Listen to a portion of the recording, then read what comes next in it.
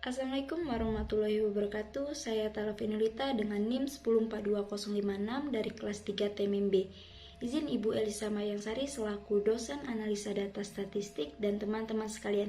Izinkan saya ingin menyampaikan atau menjelaskan mengenai materi distribusi frekuensi, ukuran pemusatan data, dan ukuran penyebaran data. Berikut video yang akan saya sampaikan. Check it out. Nah, selanjutnya kita akan menghitung tahap-tahap dari kegiatan statistik ini. Yang pertama yaitu pengumpulan data. Pengumpulan data yang saya ambil jenisnya yaitu literatur.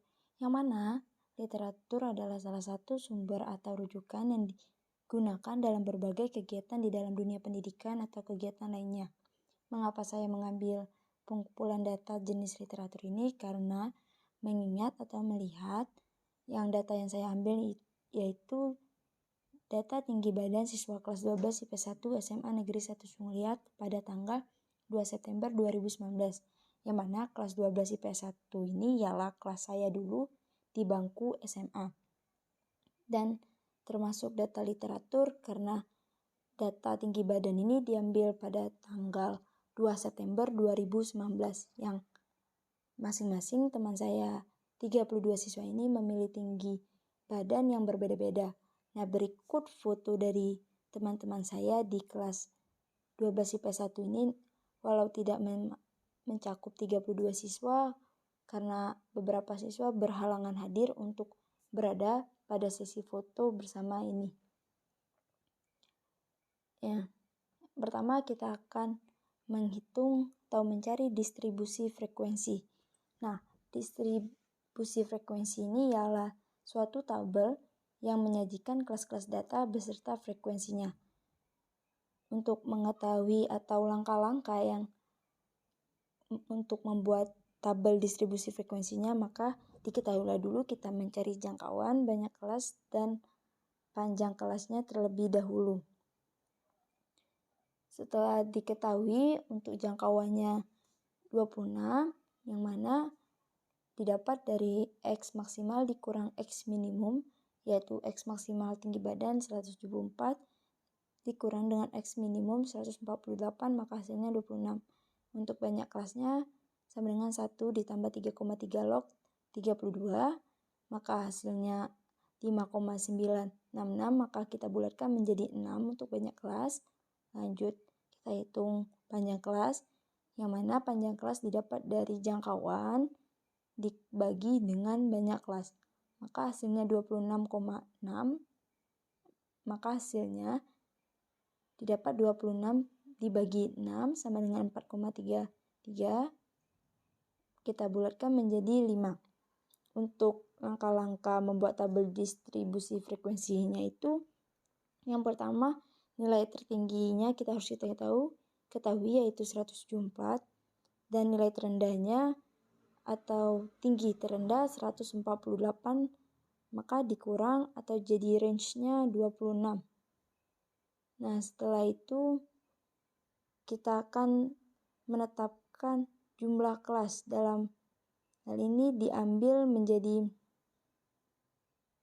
banyak kelasnya 6, maksudnya 6, dan panjang kelasnya 5. Diambil bilangan atau tingginya yaitu limit pertamanya kita ke tabel distribusi frekuensi, yang mana kita hitung dimulai dari 148 untuk limit bawahnya dari kelas pertama. Maka selanjutnya untuk limit bawah untuk kelas kedua yaitu 153, untuk 5 kelas ketiganya 158. 5 atas kelas interval yang bersesuai adalah 148 ya, 5 plus yang lanjut untuk kelas keduanya, atau untuk limit atas kelas teratas interval ini yang bersesuai adalah 152.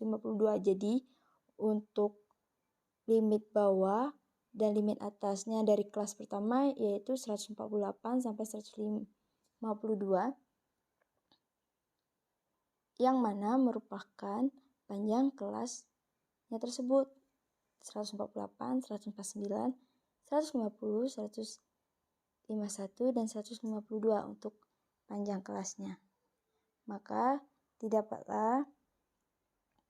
Nah, untuk mendapatkan frekuensi ini digunakanlah atau kita dapat menggunakan terus untuk memasukkan data ke dalam interval kelas. Jadi akan kita hitung berapa saja yang memasuki atau masuk ke dalam banyak kelas.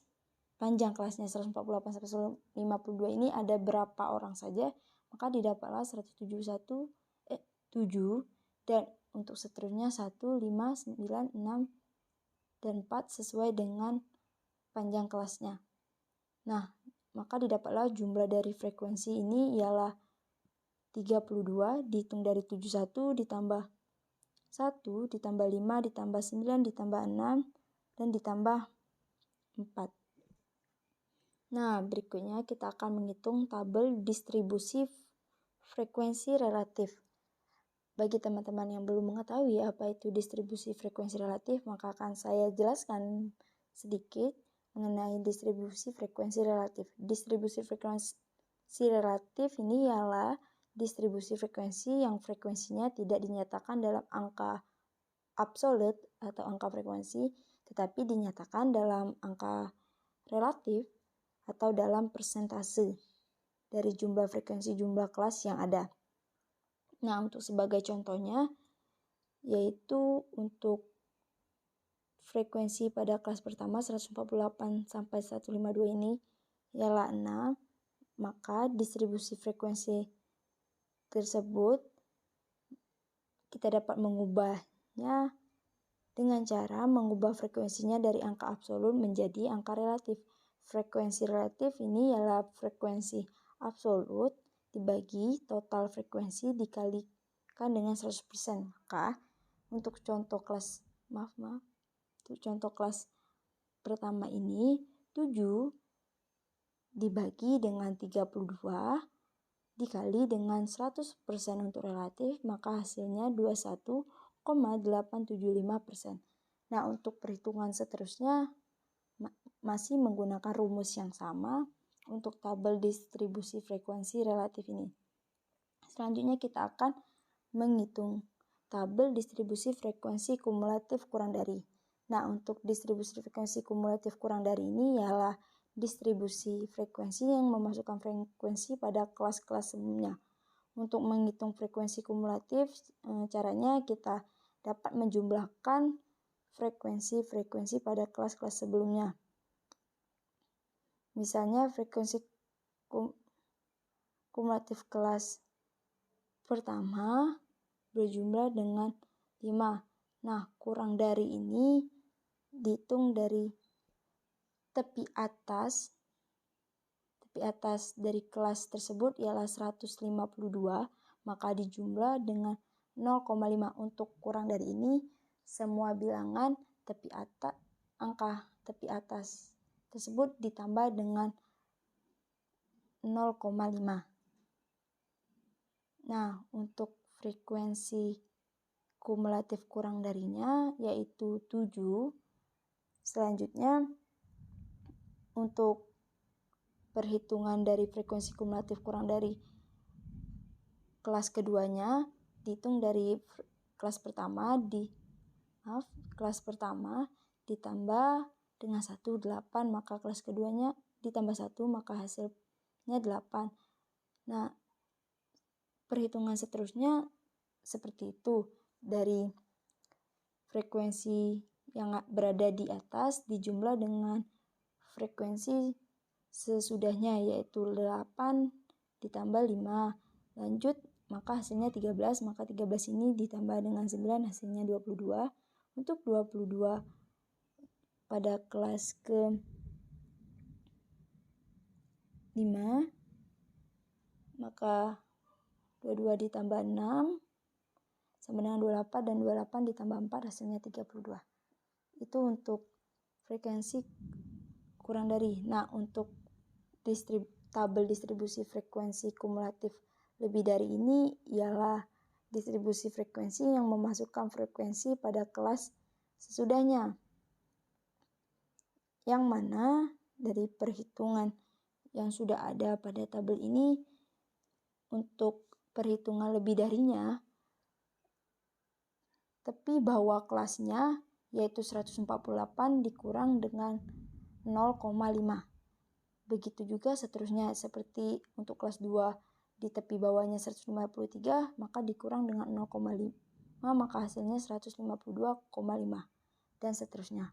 Untuk menghitung frekuensi kumulatif lebih dari, maka dihitung dari keseluruhan total dari frekuensi di sini yaitu 32, maka 32 ini dikurang dengan frekuensi kelas pertama yaitu 72, maka hasilnya 25, dan 25 dikurang dengan frekuensi kelas kedua yaitu 1, maka hasilnya 24, dan seterusnya.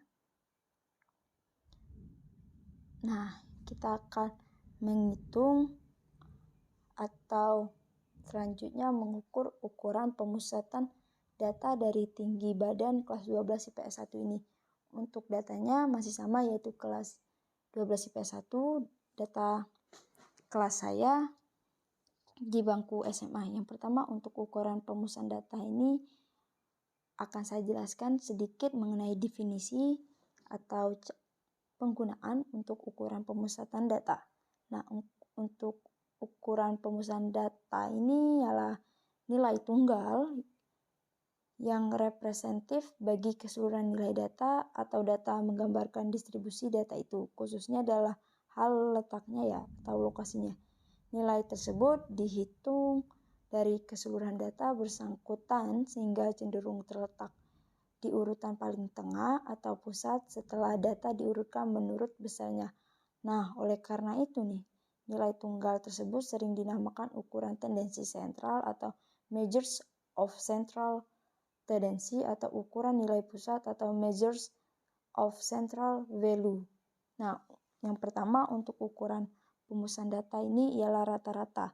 Yang dimaksud dengan rata-rata atau min ini ialah rata-rata hitung atau min aritmatika. Min ini adalah salah satu ukuran tendensi sentral yang sudah kita kenal sehari-hari dan paling sering digunakan secara umum. Min dari sekumpulan data adalah jumlah semua bilangan atau data dibagi dengan banyaknya bilangan data. Nah, untuk rumus dari rata-rata ini ialah X bar sama dengan sigma fxi dikurang dengan sigma f, yang mana untuk hasil dari sigma fxi ini ialah didapat dari frekuensi dikali dengan X1. X1 itu nilai tengah dari kelas pertama yang didapat 148 dikurang 152 untuk nilai tengahnya yaitu 150, maka dikalilah 7 dikali 150 maka hasilnya 1050, dan perhitungannya sama seterusnya, maka hasil dari itu ialah sigma fxi yaitu 5210, maka untuk X barnya didapat 162,8. Berikutnya yaitu median. Nah, median ini ialah bilangan atau data yang di tengah-tengah setelah bilangan-bilangan itu diurutkan. Nah, untuk mencari rumus median ini ialah setengah dikali N sama dengan 1/2 dikali 32, maka hasilnya 16. Maka mediannya ini berada di kelas 163 sampai 167, yang mana untuk rumus dari median ini adalah TB ditambah P dikali setengah dikali N dikurang FK dibagi F. Nah, untuk yang belum tahu, TB ini adalah tepi bawah kelas median. Nah, untuk P itu panjang kelas, maka didapatlah untuk mediannya 162 dari TB ditambah L panjang P panjang kelas, dan hasil dari setengah per 2N dikurang FK per F sama dengan hasilnya 1,66, maka hasil dari mediannya 164,16. Nah, berikut kita akan menghitung modus. Nah, modus ini ialah data yang paling banyak muncul atau data yang mempunyai frekuensi terbanyak. Untuk kelas modus ini kita ketahui bahwa di data sebelumnya frekuensi kelas paling terbanyak itu berada di kelas 163 sampai 167 yang mana frekuensinya ada 9. Nah, untuk TB yang diketahui 162,5 atau TB tadi tepi bawah kelas modus. Untuk D1 ini ialah selisih frekuensi kelas modus dengan kelas sebelumnya. Nah, untuk D2 itu selisih frekuensi kelas modus dengan kelas sesudahnya. Untuk rumusnya yaitu modus sama dengan TB ditambah P dikali D1 sama dengan D1 dibagi dengan D1 ditambah dengan D2. Nah, untuk D1-nya itu setelah dikurangin 9 dikurangi dengan kelas modus sebelumnya yaitu 5 sama dengan hasilnya 4. Nah, untuk D2-nya nilai frekuensi kelas modus dengan kelas sesudahnya 6, maka hasilnya 3. Nah, untuk hasil modusnya setelah dihitung maka didapat modus dari data ini ialah 165,35. Nah, berikutnya kuartil bawah. Kuartil ini membagi data yang berurutan menjadi 4 bagian yang mana yang sama besar. Ada 3 kuartil yaitu kuartil bawah yang biasa disebut Q1 dan kedua ada kuartil tengah yang biasa disebut Q2 dan kuartil atas, kuartil bawah, kuartil menengah, dan kuartil atas yang biasa disebut kuartil atas ini biasanya disebut dengan Q3.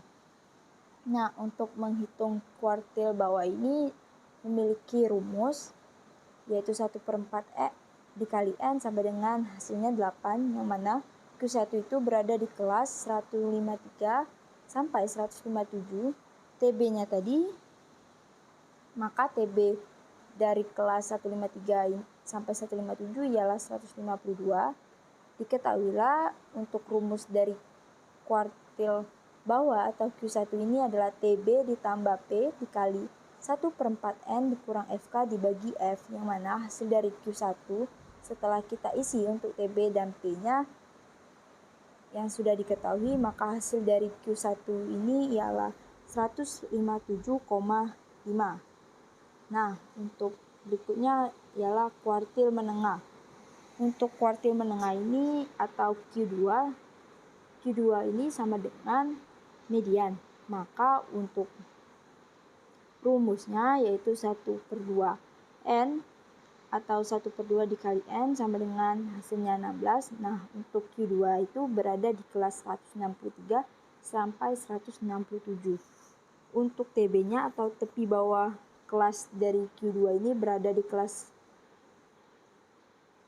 163 sampai 167, maka TB-nya dari 163 ini untuk tepi bawahnya yaitu 162,5. Diketahuilah frekuensi P-nya dan FK-nya, maka didapatlah rumus dari kuartil menengah ini TB ditambah P dikali setengah dikali N dikurang FK dikurang dibagi F dan hasilnya yaitu 164,16. Selanjutnya kita akan menghitung kuartil atas yang mana rumus dari kuartil atas ini ialah 3/4 dikali N sama dengan hasilnya 24. Maka didapatlah Q3-nya berada di kelas 168 sampai 172. Untuk TB tepi bawahnya dari Q3 ini atau kuartil 3 berada di 167,5. Untuk frekuensinya 6, panjang kelasnya 5 dan FK-nya yaitu 9 ditambah 5 ditambah 1 ditambah 7, maka hasilnya 22. FK ini adalah frekuensi sebelumnya. Nah, untuk Q3 dari atau rumus kuartil atas ini adalah TB ditambah P dikali 3/4 N 3/4 dikali N dikurang FK dibagi dengan F, maka hasil dari Q3 ini ialah 169,1. Maka selanjutnya kita akan menghitung desil. Untuk desil ini ialah desil merupakan membagi data yang berurutan menjadi 10 bagian yang sama besar. Nah, sebagai contoh saya akan mengambil desil 3, maka untuk rumusnya yaitu 3/10 dikali N hasilnya 9,6. D3 ini berada di kelas 188, 58 sampai 162. Untuk tepi bawahnya didapat 157,5 dan frekuensinya 5, P-nya 5 dan FK-nya 8. 8 ini didapat dari 7 ditambah dengan 1 frekuensi sebelumnya. Nah, untuk D3 rumusnya yaitu TB ditambah P dikali 3/10 dikali N dikurang dengan FK dibagi dengan F. Maka hasilnya dapat D3 setelah dimasukkan nilai-nilainya didapat D3-nya 159,1. Nah, berikutnya kita akan menghitung persentil. Untuk persentil ini ialah membagi data yang berurutan menjadi 100 bagian yang sama besar. Untuk rumusnya yaitu 30/100 dikali N sama dengan hasilnya 9,6. Maka untuk persentil 30-nya itu berada di kelas 158 sampai 162.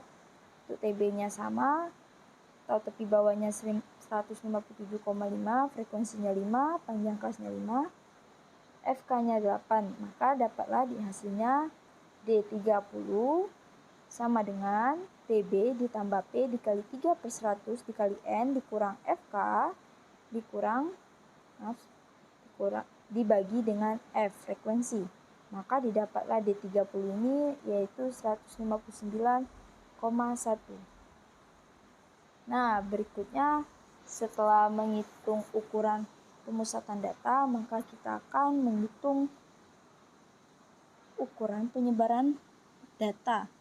Nah, untuk ukuran penyebaran data ini ada beberapa varian untuk ukuran penyebaran data. Yang pertama yaitu range. Range ini ialah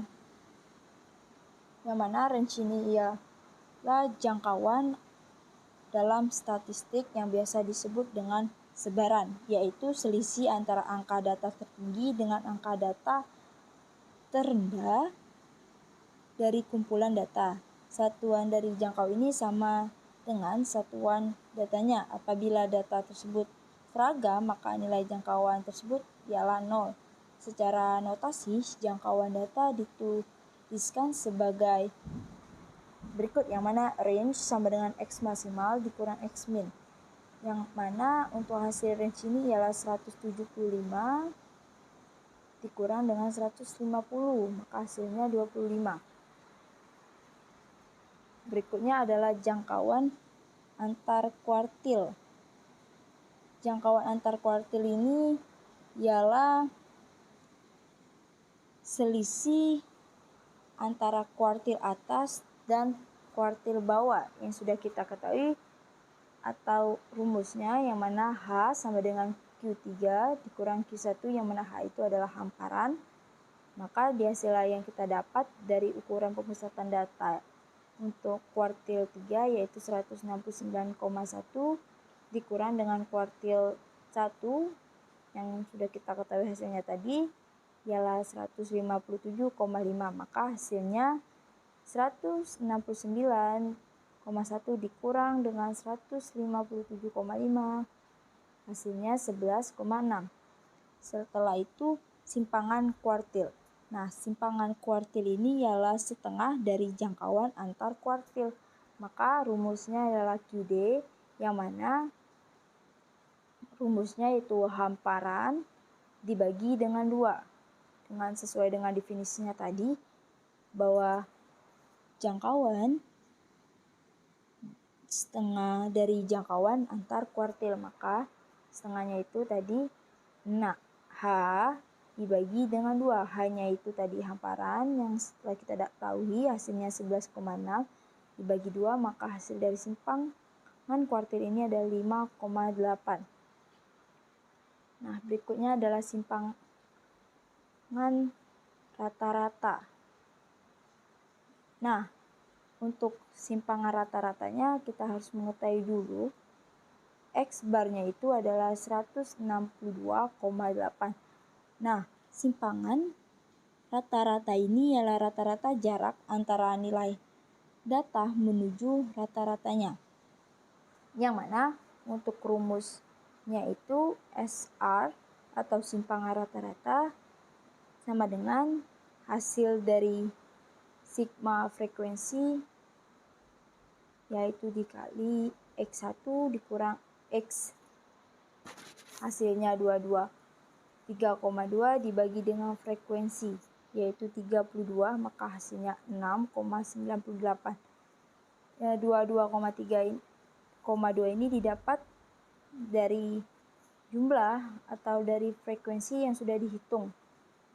Seperti ini 150 untuk tabel yang saya beri garis kuning ini yaitu 112,8 didapat dari 162,8 X barnya dikurang dengan X1 150 maka hasilnya 12. Nah, untuk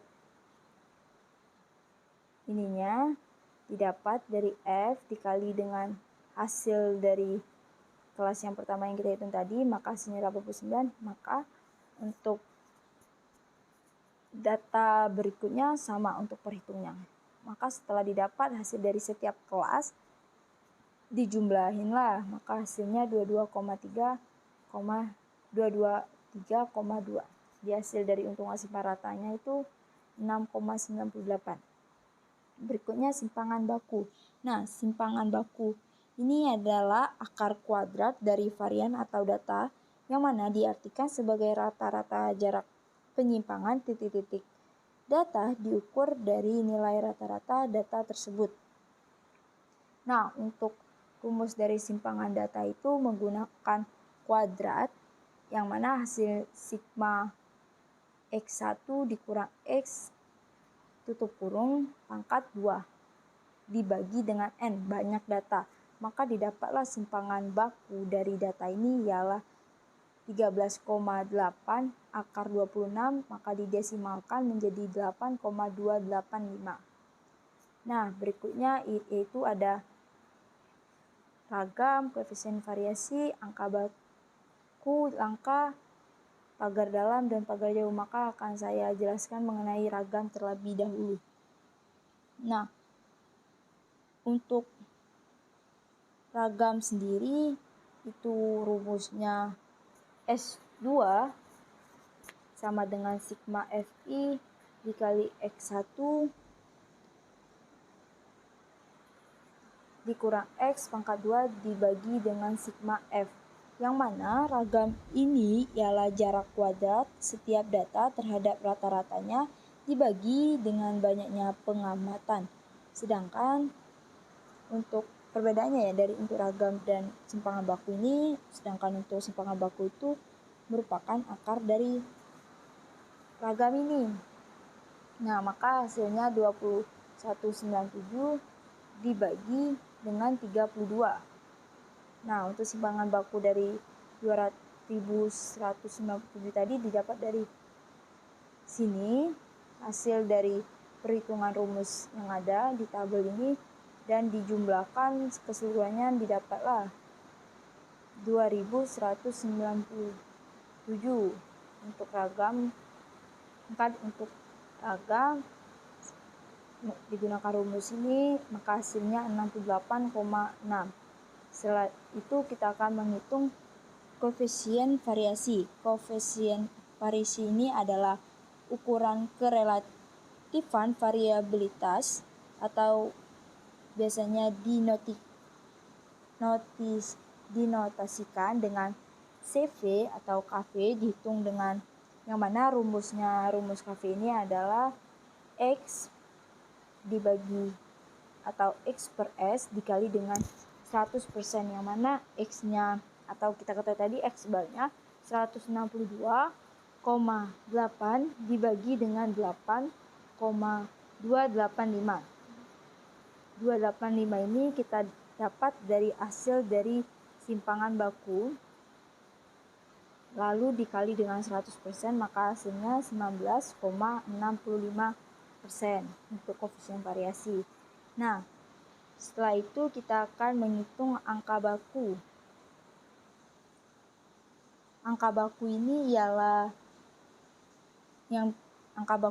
biasanya digunakan untuk mengetahui kedudukan suatu objek yang sedang diselidiki atau dibandingkan terhadap nilai rata-rata kumpulan objek tersebut.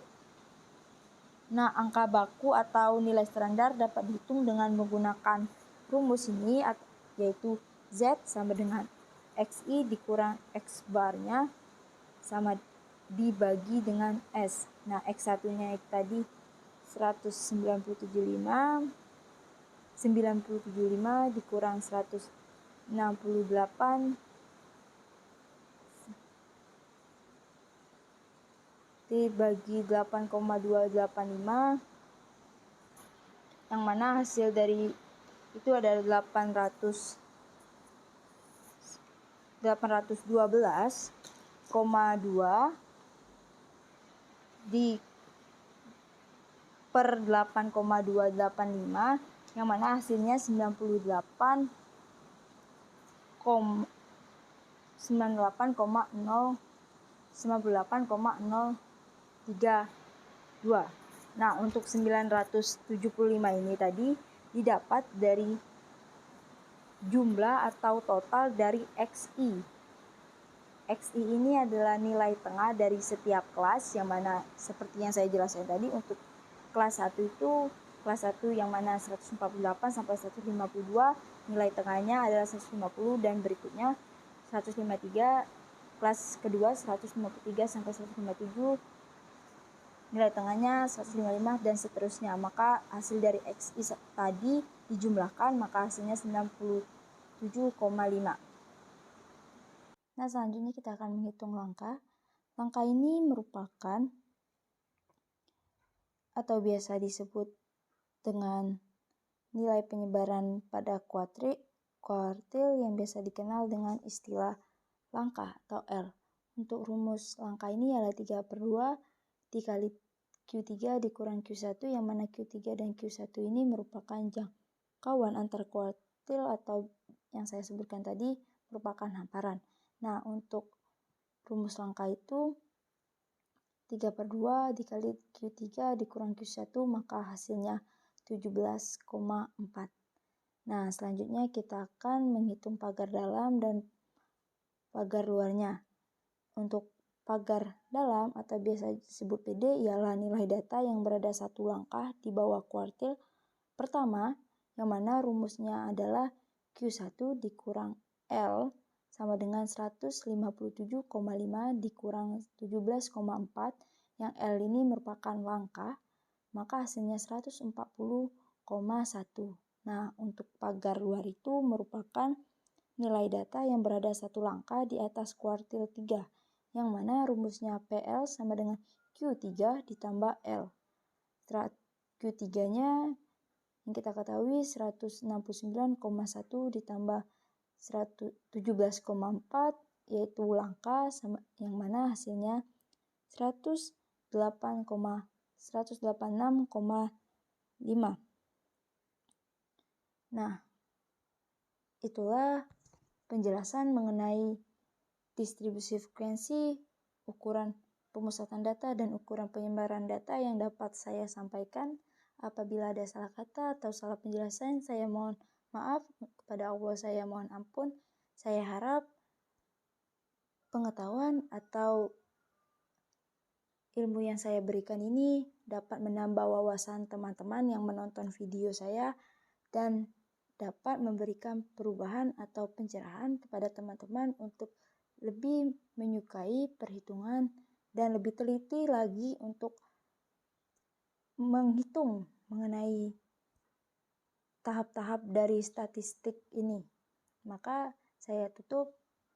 Wabillahi taufiq walhidayah. Wassalamualaikum warahmatullahi wabarakatuh. Terima kasih.